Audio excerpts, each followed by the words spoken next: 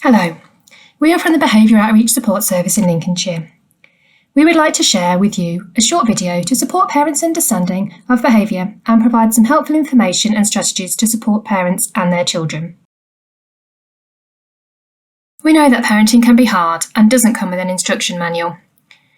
We need to start with understanding that behaviour is a form of communication. We need to think about what is really happening for the child and how they may be feeling and what they are trying to tell us. If we use the image of an iceberg, it shows the top of the iceberg. These are the behaviours you can see, for example, shouting, hitting, refusal, hiding or throwing. We need to consider what is beneath the iceberg, the reason for the behaviours. This could be anything from feeling hungry to having fallen out with a friend.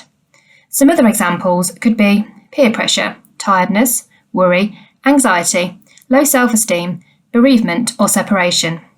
It could be absolutely anything.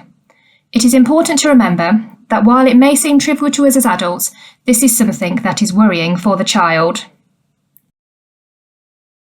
If we think about a child that has just walked in from school, dumps their bags, shouts at their parents, slams the door and walks away, our instant reaction may be to feel angry at them for leaving their bag on the floor and slamming the door. We need to think about why the child may have reacted in this way. The child is likely to already feel their stress bucket is full. We need to explore with the child how they are feeling and what is happening for them. Shouting or telling the child off for their behaviours is likely to escalate their behaviours more. When we are thinking about trying to understand our children's behaviour, it is important to understand that there are three parts of the brain. The thinking brain is responsible for deeper thinking and problem solving. The emotional brain is responsible for regulating our emotions, and the survival brain, which is responsible for keeping us alive. When we become stressed or anxious, our brain focuses on keeping us alive and our emotions become much more intense. All our energy goes into these two parts of our brain, and we are not able to think deeply or problem solve. Once we feel safe, we are able to access the thinking part of our brain again and regulate our emotions. The 3 R's, regulate, relate and reason, are a useful tool to use when supporting our children. During the regulate stage, we need to attend to the survival brain, which can only see 3 seconds ahead and is in a state of alarm. We need to comfort and reassure and help the child to feel safe and secure. We will look more closely at some ways to help children regulate later in the video.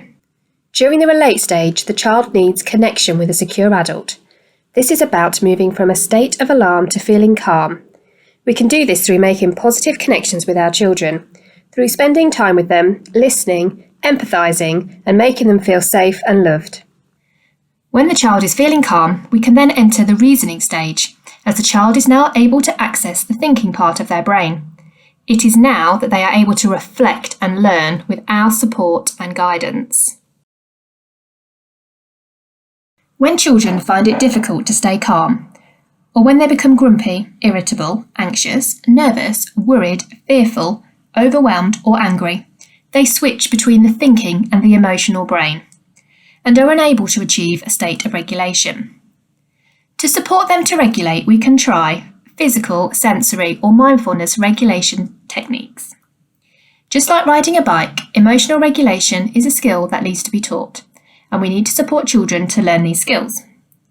We have created resources, regulation cards for home, which will give you more regulation activity ideas, including a supporting sheet describing some of these activities. You can access this resource from the link in the description box below, or by accessing the Lincolnshire Boss webpage. Regulation first starts with us. We have to be in a state of regulation, as children will pick up on the littlest of things, such as tone of voice and body language. Between 70 to 93% of communication is nonverbal. Language is also very important, and we need to be mindful of it. Making little changes to the way we speak and interact with children may encourage a more positive response from them. For example, we can use inspiration over instruction. Shall we see whose shoes are the best at speed walking, rather than, you need to put your shoes on? Make indirect requests and avoid saying things such as must, you need to, or you have to. Label the behaviour, not the child. We need to be clear that it is behaviour we do not like, not the child. And we can also use a working together approach by replacing you with we to find a solution together, rather than telling the child what to do. Once your child is feeling calm, use wondering aloud to explore with them what has happened. This gives the child the experience of being attended to, and it helps them to begin to make some sense of their feelings and actions. This is so important as we try to develop a trusting relationship. Here are some examples of some questions you can use. By asking these questions, we don't place any blame on the child. We are showing that we are curious and want to understand what happened. It is important to avoid asking the question why.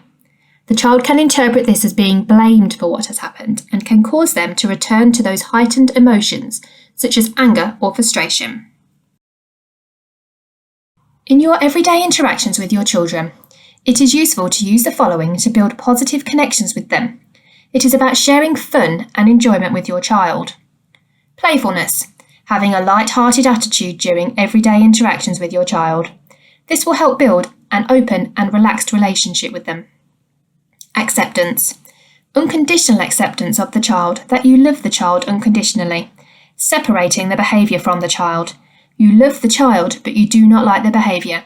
For example, I love you, but I do not like lying. Curiosity, using I wonder statements to help them express and explore their feelings. This is about understanding the child and their behaviour. Empathy. This is about showing your child that you want to be with them, that they are important to you and you understand how they are feeling and that together you will get through it. This is an approach that can be used all of the time. It focuses on the whole child and not just the behaviour. It helps children be more secure with the adults around them and reflect upon themselves, their thoughts, feelings and behaviours, building the skills that are important to everyday life. We hope that you have found this bite-sized video helpful. There is a link to our primary and secondary regulation toolkits in the description box at the bottom of this video. These were designed with schools in mind, but contain some useful strategies for parents. Family Action also have a telephone advice line for parents. They are a team of trained volunteers with knowledge and experience of family issues to support parents via the telephone, text, web chat and email. They can provide a listening ear, answer particular parenting questions or help with guidance around more complex family issues. They can also provide longer-term support through regular sessions with befrienders or counsellors. All support takes place via telephone, text message, web chat or email and is free.